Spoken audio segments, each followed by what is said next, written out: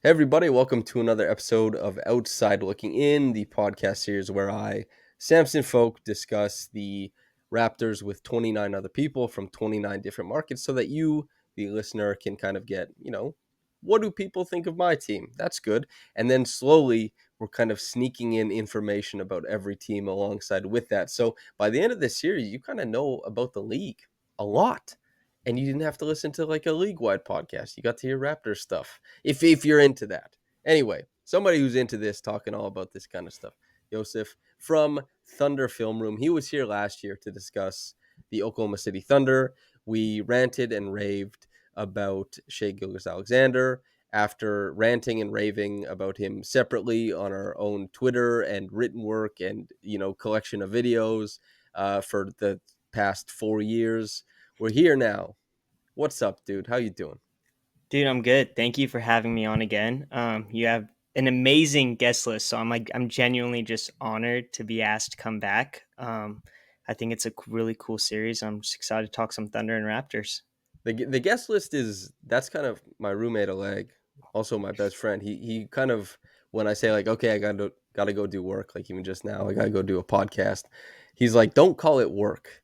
You're talking basketball with people you like talking to. I'm like, it's a living, But it's cool doing this series not only because I'm trying to do the full 29 this year. Last year I think I got to like 21 or something before I ran out of time, but I'm just trying to get there, and it's always great to talk basketball with people who not only see the game similarly to me, and then you get to kind of revel in like, oh, that's cool. I noticed that too. I love that. But also people who see things differently, so you can learn and or challenge your preconceived notions. My preconceived notion of the Oklahoma City Thunder is that I think they make the jump into the playoffs this year. Maybe it comes via winning in the play-in. Maybe it comes because they're just there, but I think when the series, the 7 games start rolling around, I think that they're going to be in it. What do you think the odds of that are? I put it at like 60-40. I do think it's difficult because no one in the West necessarily got worse in terms of teams that were in front of them. But I do think Chet will help a lot with some of the things that they want to do. I do think the depth that they've gotten. I'm really excited about Bertans just being paired with Shea. So like I do think there's a chance 7 or 8 seed is there. I do think it'll be a little more difficult this year, strictly because I think teams are aware now that this is a team that's going to fight really, really hard, especially on defense. They're off. Everyone knows Shea. He's been introduced to the league, so I'm not sure you'll get those teams where they go up 15 and then all of a sudden the Thunder make this comeback. The last 2, even 3 years, they've like been up in the top 5, top 10 in terms of 10 to 15 point comebacks. But I am really excited to see everyone's growth, especially Shea and Josh. Just that little mixture has been, probably the main topic of Thunder Twitter. And then also just other guys, and then of course Chet, who sadly we were robbed of last year. Yeah, I can't remember the last time someone was like this anticipated to be wearing a Thunder jersey, so that's probably the thing I'm most excited for. yeah, that makes sense. There's kind of a in Canada, obviously, in this listener base, Shea is not underrated remotely, but he's still an underrated guy. Like if you ask a lot of casual fans, the first team All NBA, I think they'd be more or less able to guess who was on it, but they probably wouldn't guess Shea. And there's also like, in the discourse, if you ask, like, do one of those polls that just brings in giant swaths of people, maybe it's NBA Central or something like that, and you say like Anthony Edwards or Shea, like who's better right now? Anthony Edwards probably wins that, despite not really being close in impact to Shea. Like just as young guards in the league, Shea is the guy. I know he'll have to lead playoff series. I know he has to do all this kind of stuff, but coming off of first team All NBA, the liquidity of his offensive style and ability to kind of get into any space on the floor, and the marginal gains he's been making as a playmaker, the pull up shot, it's in a good place. It's not back to the first half of 2020-21 where it was just insane, like 40%. Maybe it gets back there, but the way he game manages is really great now. And he's also paired with Josh Giddey, who man, that guy is just all elbows and knees when he drives, but he makes it work. He's an unorthodox guy, but he again makes it work. And I kind of want to talk about the similarities between, I mean, there's lots to talk about with this team. They're one of the most exciting teams. Jalen Williams, just as a quick thing, wing Jalen Williams is the most perfect player. He plays perfect basketball. Every decision he makes is a good decision. It's I watched like 4 games of this guy, and I'm like, I haven't seen a mistake. So yeah, sidebar just on that, or like table that. They play defense very similar to the older version of the Raptors. What do you make of that after the Raptors have now moved on from it to some degree and failed at it a little bit more last season? I was very much pro how they played last year, mainly because of just the size differential that they were playing with. I do know, like, especially towards the end of the season, where it felt like every game mattered even more, and they were trying to get into play, and a lot of people were frustrated with that defense, strictly because you would have those nights with, especially with this defense, they're over helping, they're trying to cause panic on the offense, and they're over helping, and that's the biggest thing there is strictly because of no rim pre- rim presence. And I know, like in that scenario, they were living a lot with guys shooting, and then you'd have guys get hot nights, and there was a lot of frustration among the fans. But I think that's essentially what got them there. That's how they caused a lot of turnovers, and they were really, really good at it. There were times, of miscommunication, but it was almost like every guy on the team had a string connected to one another, where they just knew automatically where to rotate, where to get to next. And that really helped them getting in transition, because I do think, I don't have the numbers in front of me, but I mean, they did struggle a little in the half court just because Shai is your main self creator and everyone else is kind of just sitting. I don't want to, they're not watching, because I do think they're a really good team at cutting and stuff like that. But when everyone else is lacking that self creation ability, you become a bit over reliant on him. So, like, that was a big thing for them, is getting in transition. And so, yeah, I think the overhelping really helped with the lack of big. I'm excited to see what they do this year, because it's like, okay, so now you have Chet. Are you still going to do that, or are you going to go a little more lean back on the aggressiveness? So I don't know really what to expect from them on that. Mark Daigneault's an awesome defensive coach. Like, I've been a huge fan of his so far the first 3 years, which is, I think, like, it's a big thing to ask guys who aren't winning to commit on the defensive end. And I think they have, especially we saw Shai last year commit on that end a little more than he has the previous 2 years, which was really, really exciting. And I think a lot of those guys on the team, they have the physical tools that really help them, like, clog up the passing lanes. I mean, J Dub is like, his arms go down to his knees. It's so long. Mm-hmm. It's ridiculous. Can I tell you something crazy that I just looked up while we were talking? You Yeah. mentioned the half court offense. So Oklahoma City, per cleaning the glass, was 16th in half court offense in points per possession. They were 16th in points per possession in transition, and they were 16th in points per possession given up in half court defense. What an oddity. Consistency. Yeah, no kidding. And for the record, they were first in transition frequency at 13.5%. Um, and like that's obviously they do a great job of getting steals and stuff like that, but the rebounding was a little tough for them maybe. Um, but that's also that frequency is a credit to Shea and Josh, chiefly among the roster, and just like pushing the ball, getting things going. And their points per play in transition, not that high. And that's typically just from watching the Raptors a lack of shooting at times.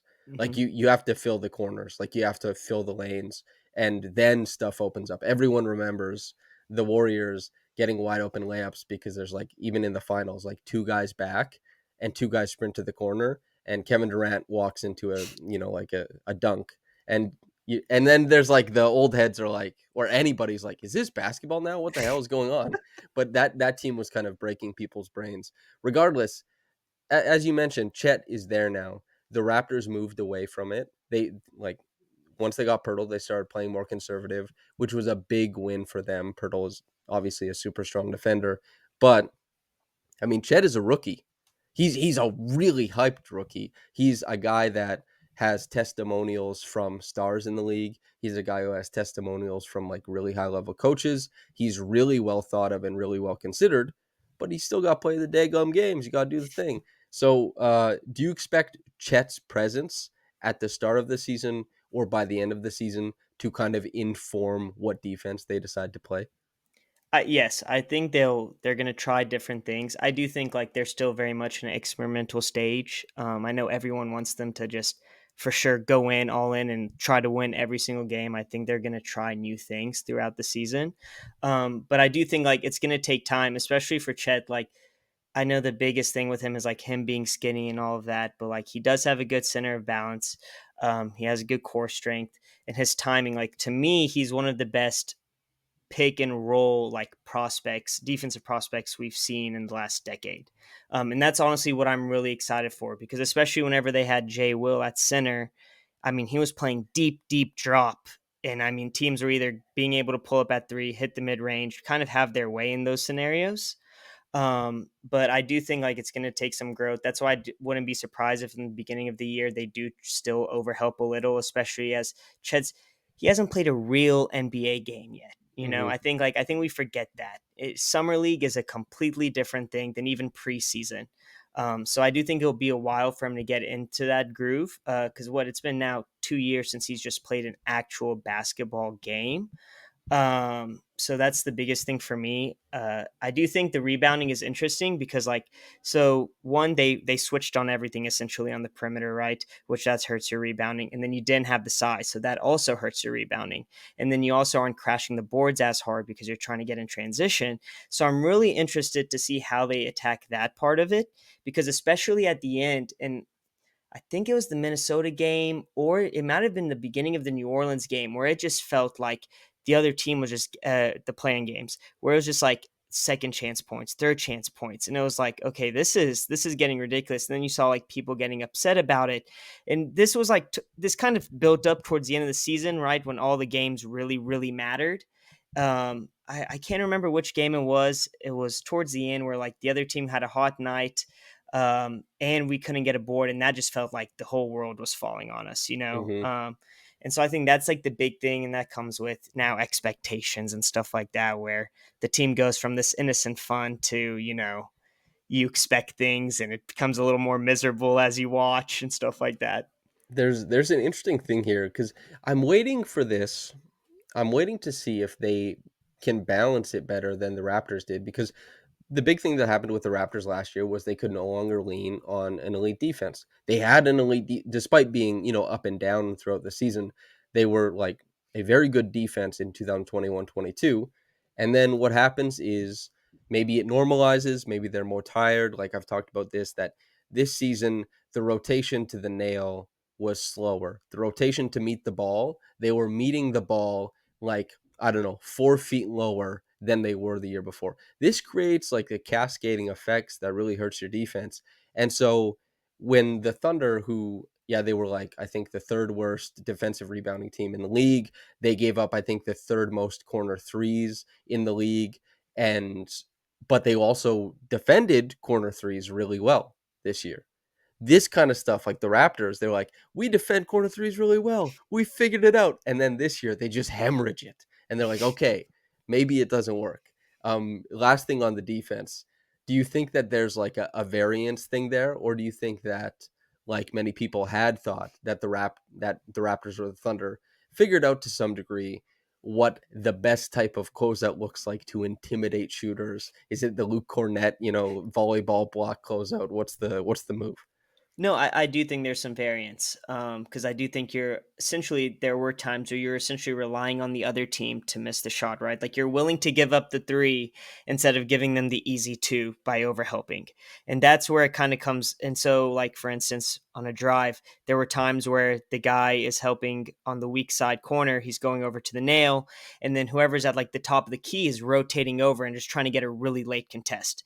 And essentially at that point, like, depending on the level of shooter, it takes some luck, it takes some variance, right? And it also depends on the contest. Like I think Lou Dort's a guy who's really gotten good at that type of contest.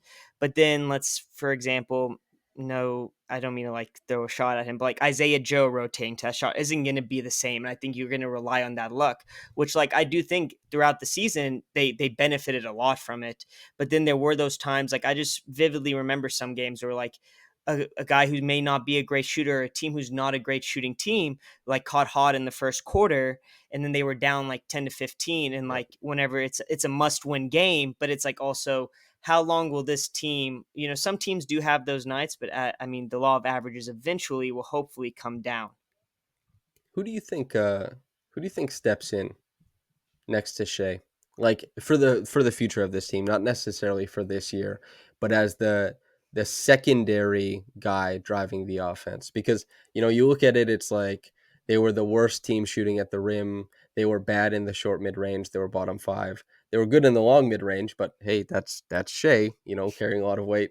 They were okay from the corner three, and they were like they were just okay from three overall. But it's tough. There's like not a ton of efficiency there, which who do you think helps mask this? Because Shea is efficient in what he creates. Jalen Williams. Not I Josh. See, this is funny because this has been a topic this summer. Some people have been like, "Who are you picking for the future, Josh or Jalen?" And I've always said I will never say who I'm taking. But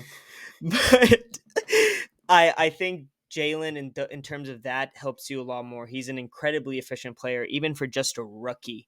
And I do think like Josh, and especially to a lesser extent, like in terms of why those numbers are so bad, is like Lou's a historically bad finisher at the rim. Josh is a really weak finisher at the rim. Josh isn't a great mid range shooter. Lou isn't like the last thing I want on the court is Lou Dort shooting a mid range shot. It just doesn't make sense to me in terms of efficiency. And I just think Jalen's game, especially the way he's able to cut, I think he's that like perfect fit almost. He's like a top five cutter in the NBA it, already. He's dude, it, brilliant, man. his court mapping abilities. I mean, just it always seems like he's in the right place at the right time. Yep. Especially with like the mixture of Shea. I know we talked about this last year actually, but his improvements as an interior passer has just been so awesome to watch. Mm-hmm. And so like I do think like those two fit really well. Jalen kind of, I don't want to say struggled from three, but he wasn't spectacular from three the first few months. He like broke his or he had an orbital fracture the first game. He said that kind of bothered him, and I mean the numbers, he shot 40% plus I think post All-Star break, Yep. which is really encouraging because he shot well in college. So like he's for me as of right now, I think the guy who he's one of those guys I think you can put him on any team in the league and he's gonna do well because as you said, like you watch 4 games, he just does everything. Like he doesn't need the ball. He can just move. He sets screens. There were some Shea and Jada pick and rolls, which were really intriguing. He can. Um, He as a guard has slip timing. That's and not like the ghost slip timing out to the perimeter, which is still good, but like you're mostly running in a straight line. But yeah, like flip the screen, slip into space, navigate like who's coming over on the tag. He's like, what the hell, man? No guards can do this. Guards can't do this, but he just, man, it's like water off a duck's back, man. He just knew how to do it. Crazy. no, I agree. And like one thing with the inefficiency, I think that's like going to be a big thing for their ceiling, which I know it's a really obvious thing to say, but it just there were times last year, especially in the beginning of the year, where I was like, this team just cannot self create for itself. Yeah. Like when Shea was off the court, and even Josh really struggled whenever Josh really struggles with like the smaller, undersized guard who can get up under him because of the high hips, and they wreak havoc on him. And like I do think that's where like the team has to grow is like that second ball handler that can really do it all, especially when Shea isn't there. Which I still have hopes for Josh. I really need him to get in a hot yoga class to get that hip flexibility. But I think that's going to be huge this year for a lot of guys is what can they do like Lou, especially like attacking off the closeout and being able to finish at the rim. It just a lot of, especially now we're going on 3 years where he just feels like he's on a different page. His lower body and upper body are just on different pages. And then the lack of touch, sometimes it's like it's just throwing the ball at the backboard. It's just, I love him. He's one of my favorite players, but he's just so frustrating at times. Yeah, it's tough. What you say about Giddey? For the record, like I like when players. I know Giddey is fairly unique, even in the history of the NBA. Not a lot of guys do it like him, but I like when players like that aren't necessarily thrust into create advantage over advantage over advantage, but when they can kind of like plug into the game when they're really seeing because he reads the game tremendously well. So if he's provided opportunities as an ancillary guy to plug in and he's like, I'm really seeing something I can take advantage of. I'm really seeing how the defense is reacting to stuff, and just like, hey Josh, like you're gonna get the ball and you're gonna push for us like on 26 possessions, and you're gonna get however many half court possessions, and like a decent percentage or a decent chunk of those, he's gonna figure something out that neither Jalen or Shai would as playmakers, and even sometimes as a scorer. And like he has an indomitable will. The finishing needs to get better, but God, Josh hunts the rim with a hunger like few players I've ever seen. No, I couldn't agree more. And I think that's the big thing of like process over results. Like a lot of the time, the process is there. So like I can live with the miss at the rim. And I do think like some of that is probably strength and timing because I do think he has really good touch. If you get stuck on that last step too and your core isn't extremely strong, it's going to feel really Yep. tough coming off your fingertips, stretching out all the time.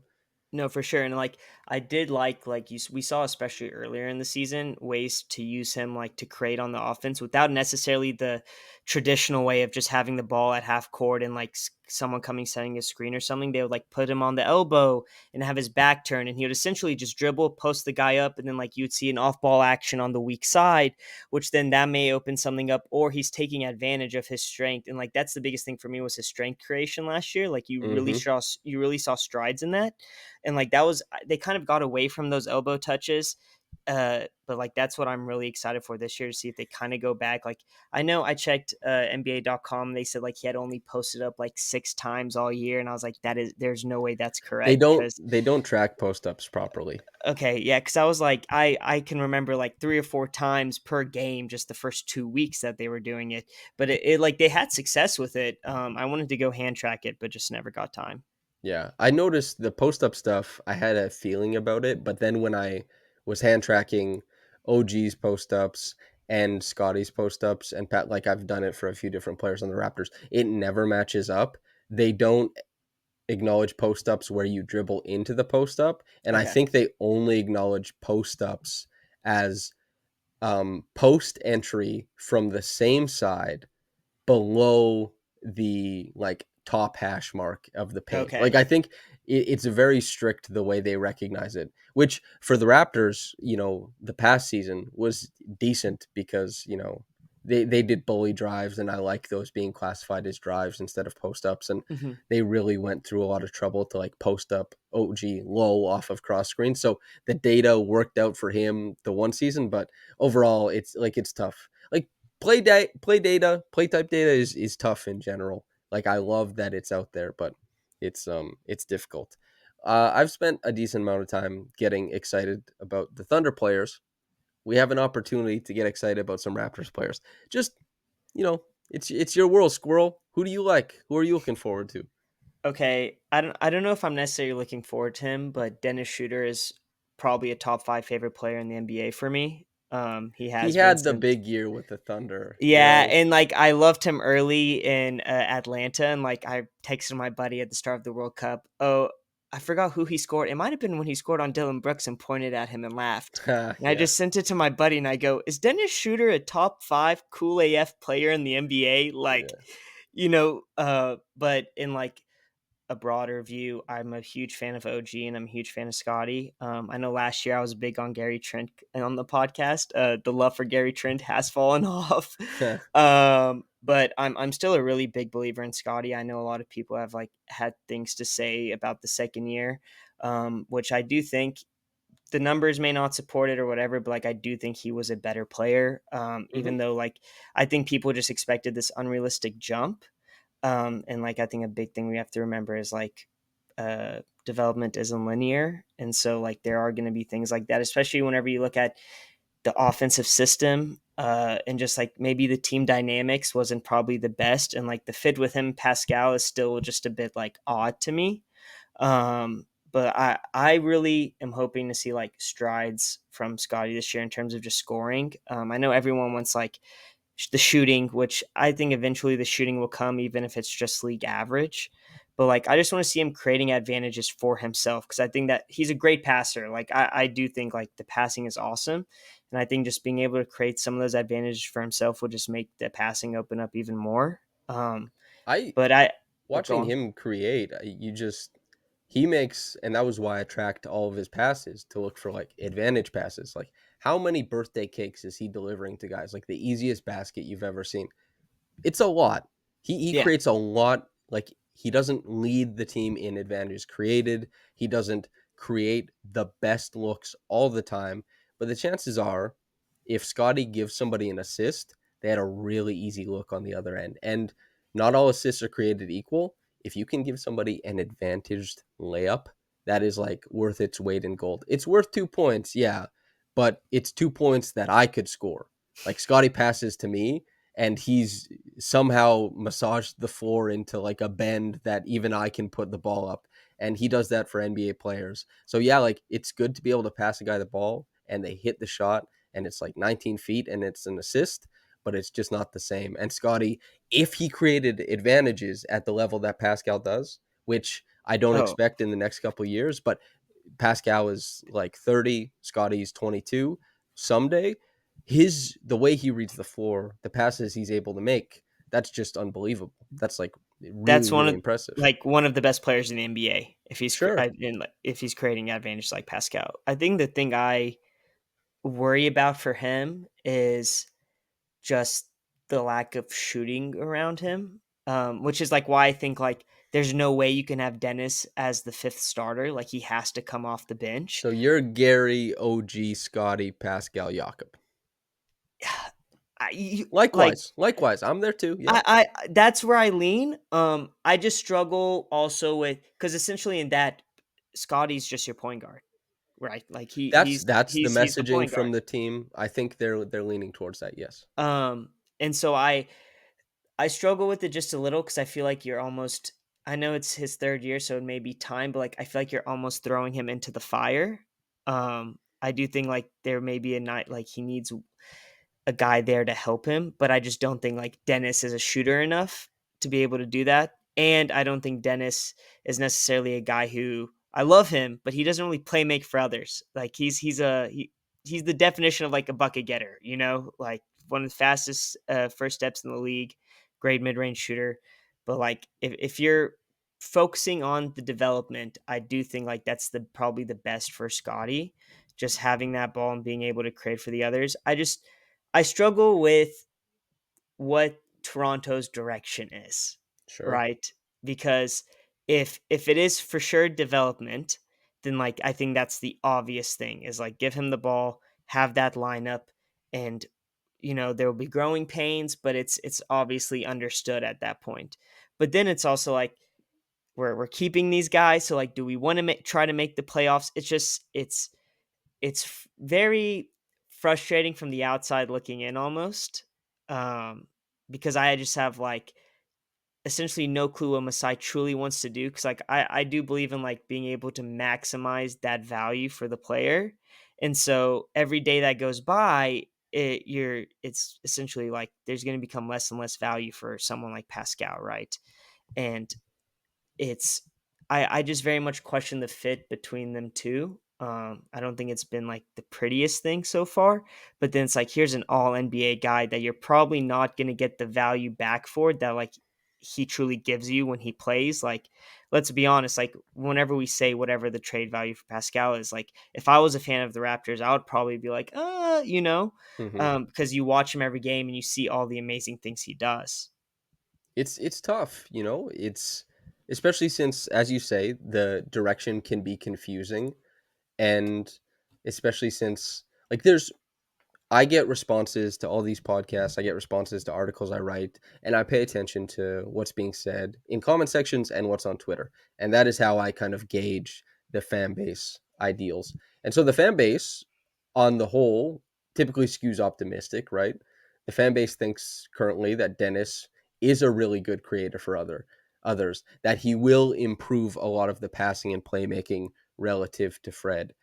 And, we'll see. I'm not gonna rag on the guy. He has a history as an NBA player. If he bucks that trend, then like hell yeah with the Raptors. They also, there's three expiring contracts: OG Anunoby, Pascal Siakam, and Gary Trent Jr. And whether or not you want to talk about, I think this is good. they're in contract years. That means they'll play really well. Because the team is like, great, you're playing well, but if it doesn't cement a future that they like, because they're thinking of it like 1 year, get paid. And sure, that can result in something good for the Raptors this year. Maybe they can overachieve. What is their over under right now? Like 36, 37. They'd have to do is win like 38, 39 to beat what people thought of them, or what Vegas, which is like, I don't know, the collective people or the people who think hard about it think of them. And but then they all hit the open market. And like, damn, man, all three? You That's you that's tough. you can't Mostly afford losing them all for nothing, right? Like you where you people can't really afford losing one for want, nothing. Well, yeah, you could if Gary walks, then it's like, damn, but okay. yeah. If you lose OG or Pascal for nothing, that's like cardinal sin. That's like, I can't believe you manage a front office in this sport. That's unforgivable, considering that. Yeah, it's just like, I don't want to talk about it too much because it's not happened, and they still have chances to try and get extensions, albeit I don't think they'll be successful. Um, that would be unforgivable, especially considering like it's just after the championship, guys walking. So like, having the three expiring, I know some people play better in the contract year or whatever, but it's not usually everybody all at once on a team that probably doesn't have the championship ceiling. It Like that, creates a go on, sorry. it's no, it's weird. Yeah, you're gonna hit on something that I It agree with, I'm sure.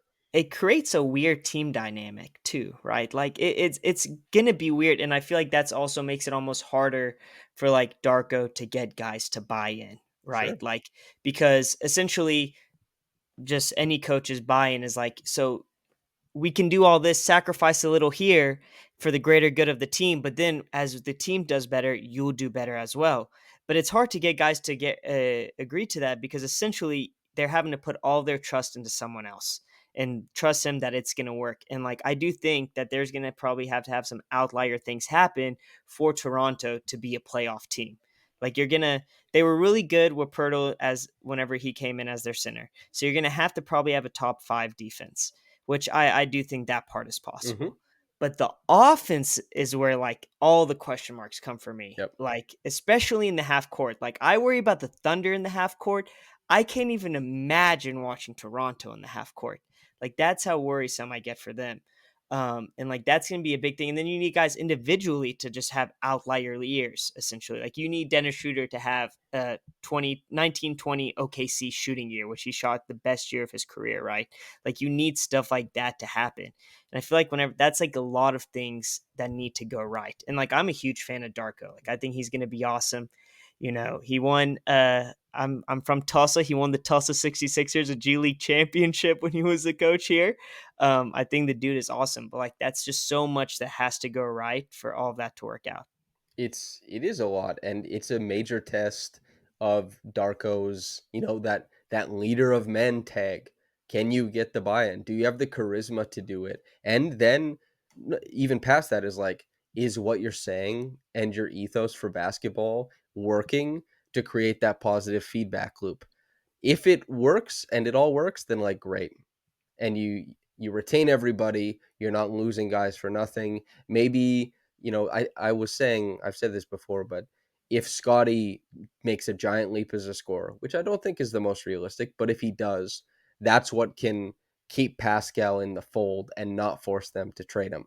But again, probably not super realistic unless he has like an insane jump in, ball handling or pull up shooting or anything like that, and which has currently been lagging behind. And so it's like, what happens with this team? It's really interesting. What usually happens when you have a bunch of guys expiring at once, usually guys get traded. Like, maybe the Raptors are the special team, maybe it doesn't happen, but what usually happens, usually one or two guys is getting traded. And that's tough, man. It's Would the fan base be pro that? Like, because I know this is at least how I felt towards the end of the Russ and PG era, where it was like every year was a first round exit, and it was just like, okay, this is. time to retool, time to reload something, because this is becoming, in my opinion, the worst place to be is like the middle of the NBA. And I Well, don't think like that means bottom out. I just mean like it's you put yourself in a really difficult spot when you're that eighth or seventh seed every year. yeah, it's like the Raptors discussed Pascal. Like this isn't just like ooh shadow reporting. Yeah. No, there was attempts to trade the guy, not just this year, but after like the Tampa season. They've been discussing trading Pascal because Pascal's rise to an all NBA level player surprised even them. And like Pascal loves Toronto. He wants to be here. That's an interesting thing. Like that's an interesting wrinkle is that the player's like, no, I won't be going anywhere else. I want to stay here. We're used to no, I'll go anywhere but here. And Pascal is the inverse, right? Like he loves Toronto. And then you have OG who has quietly been saying like, I want more possessions. And why does he want more possessions? Because he got jobbed on his last contract. Like was 4 years, 72 million for that guy? Absolutely not. Like he should have been north of 20 every single year. And so what does he want to do when he comes out of this contract? Get a bag. How do you get a bag? By having some self-creation chops in addition to being an all NBA defender and like a super high quality three-point shooter. And what has he not been given a ton of license to do?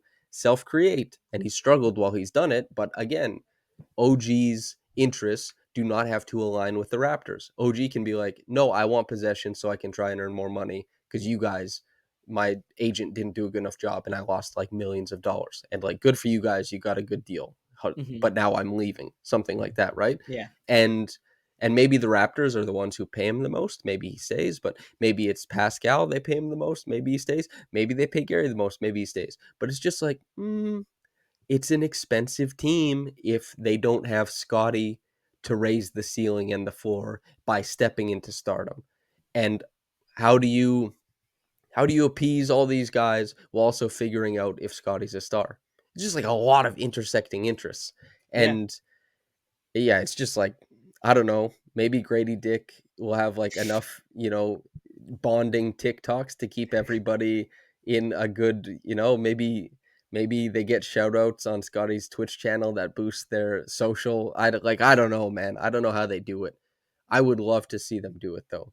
I you know, I much rather interview and talk to guys who are happy about how the season is going. Last year, after November, because they thought they had it, they were pretty confident they were going to come out of it. But then after November, like it hit and then it stuck. That locker room, those guys, they were in a tough spot. Everybody was in a tough spot. And it's just like, damn. I don't know, man. It's tough. It's interesting. I also forgot to mention, I think we're 10 for 10 on organic from the outside looking in mentions on the outside looking in series. I just rambled forever. Any thoughts? No, you're good. One question is how much of last year's struggles do you think was on Nick? Because like I struggle with my feelings about. I think he's a good coach, but I feel like he almost reached his ceiling at the end with that group and may have lost them at the same time. Uh, He lost him. and I think he's. I think he's kind of a sociopath at the same time, like like in a compliment type of way, but also the bad that comes with it, right? Like Like the the 40. maniacal competitor. That's Yeah, him. and like the 44 minutes a night thing at times I thought was insane in terms of guys' bodies and just like I get it. I'm overly competitive and want to win every game, but like I just don't know how healthy that is and how like healthy that is for team morale even. And so like that's a part I really struggle with and like I feel like whenever you listen to Nick talk, then when you listen to Darko talk, there's just something about Darko that like I'm ready to suit up for the guy, right? Like Sure. I love him. I remember like his early years in Oklahoma City. I mean, the assistant that's like won't sit down, right? Like it's like, all right, does this guy think he's the head coach? Like, and I loved every bit of it. And so it's just that's the part where I get out like of what their true like goal is, right? Because like I just don't know what the expectations is on like someone like Darko, and then like one of the assistant coaches, Vin Bignani, who's like has an insane track record of player development, Hmm. just with the Spurs and with the Thunder, and he interned with the Clippers. Like he's a guy that's been through the ringer and has like worked with KD and Russ for like 5+ years, right? And so it's just like I don't understand that part, like because I whenever they hired Darko, my from the outside looking in was like, okay, they're moving towards development. Like this is a young coach. This is a guy that like, okay, like it's kind of like when the Thunder hired Mark Daigneault. I was like, okay, I didn't think they would bring Chris Paul and Dennis Schroeder and Steven Adams back, but this was the confirmation I needed. And so that's where I kind of get like I would like I'm so surprised that like they hired him and they were like, okay, we're still going in with this group into training camp. Yeah. It's regarding your question about Nick Nurse. Nick had interpersonal problems in the locker room with players, and he had interpersonal problems on the coaching staff. And the ones with the players was years long, and the ones with the coaching staff more so came up this past season.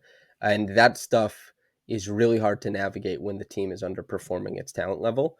And then those like little cracks, the chinks in the armor, they become a lot harder to navigate. And that some coaches wear out their welcome. Like you can only do like that doesn't mean like Nick coached the championship team and then coached a team to they were I think like a 59 or 60 win pace during the bubble season, right? Mhm. And like Nick also helped innovate some things at the NBA level and helped establish trends that we still see in the game today. Like all that stuff is just like hell yeah, great coaching. But there's also like the interpersonal aspect of it too. And Nick wore out, like ran on those same tire treads too much, burned it out. And so he gets to start new in Philly. And I bet he does a good job in Philly. And, but, it's like regular work. Some people just you have to move on. Some people are grading in some ways, some people are grading in others.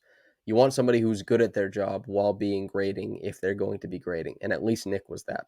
But yeah, it was tough. Darko, my experience with him so far, which is obviously super different than the experiences that the players will have and the coaches will have.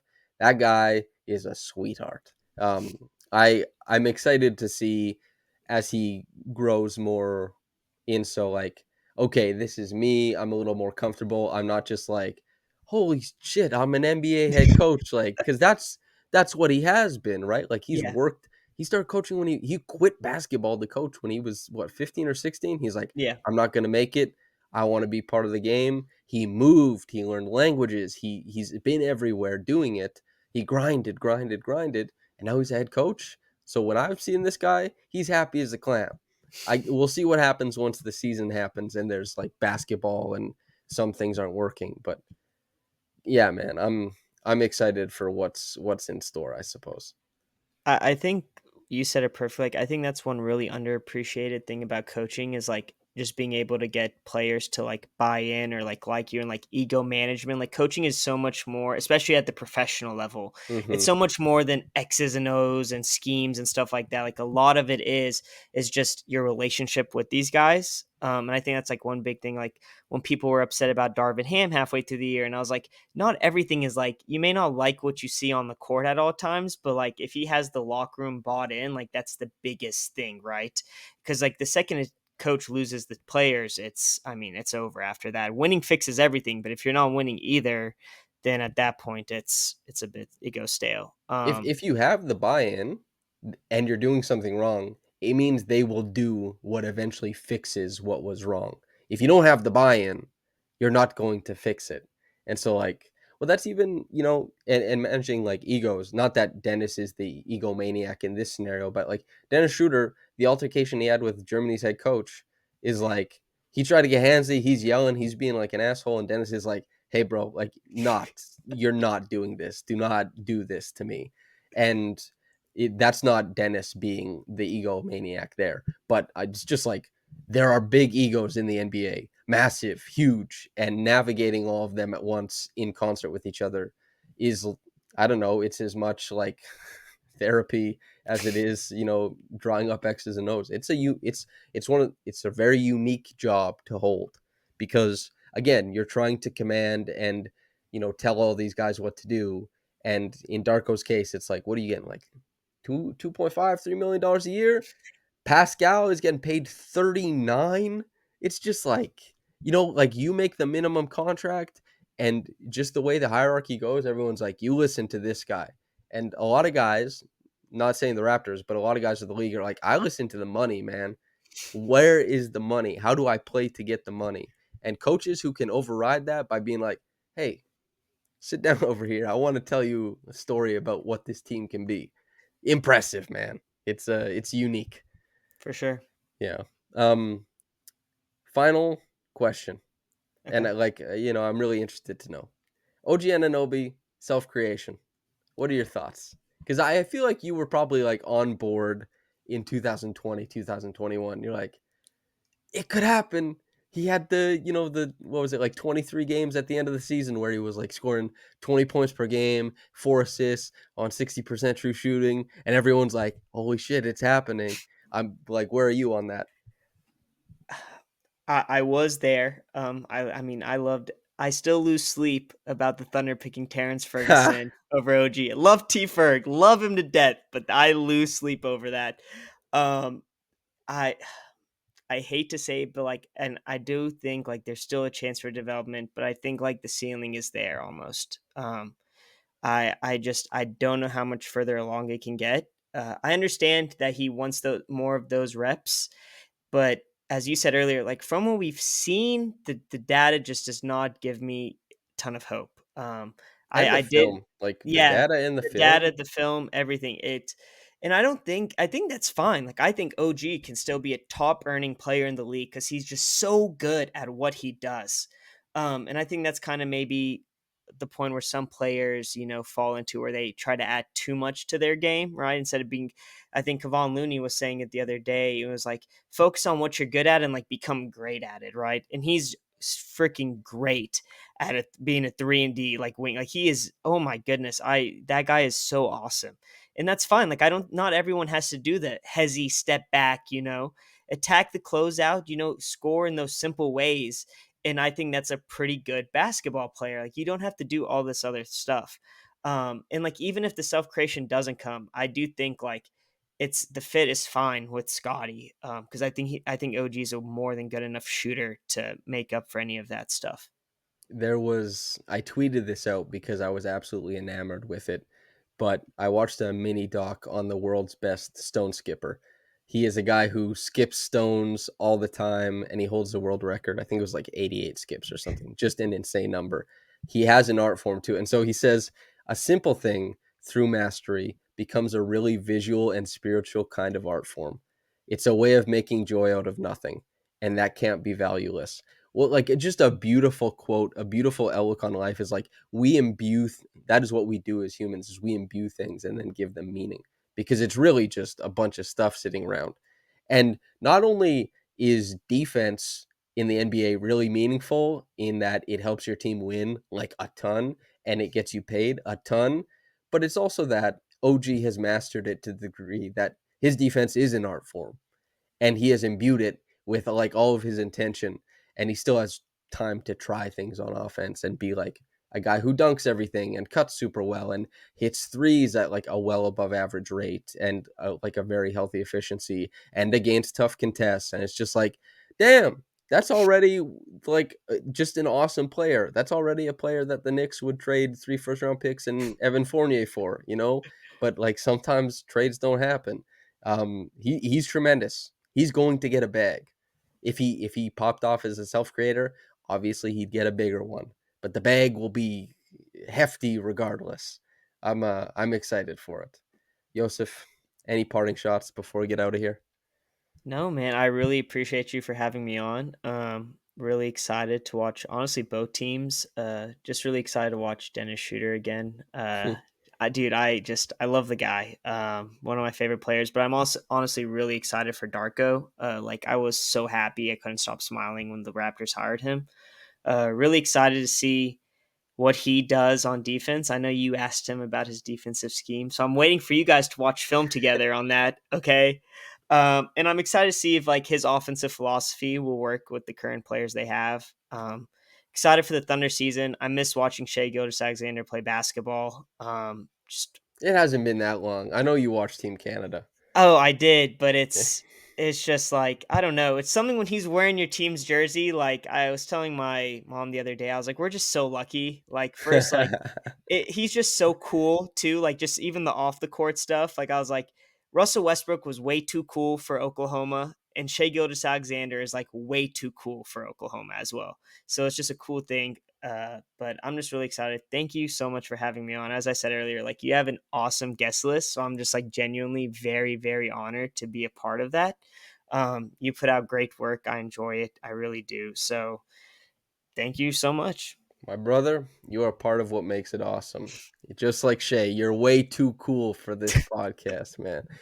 Listeners, I hope you enjoyed it. If you want to pay attention to the Thunder this season, maybe you watched Team Canada and you were like, holy hell, Shay is the coolest player ever, maybe. And Lou Dort, there's some frustration stuff there, but like I'm rooting for that guy too. And you want to tune in and pay attention to that team, or maybe we've sold you on, J Dub as like the perfect player, the best of all time. Thunder Film Room on Twitter, as far as just having, if you're on Twitter, somebody feed you like all of the relevant stats, film, and info about the team. One stop shop. That's who you should follow. Pay attention to. Take in. All right, Yosef, brother, let's get out of here. Listener, thanks for tuning in. And whether you got into this in the morning or at night, have a blessed day and goodbye.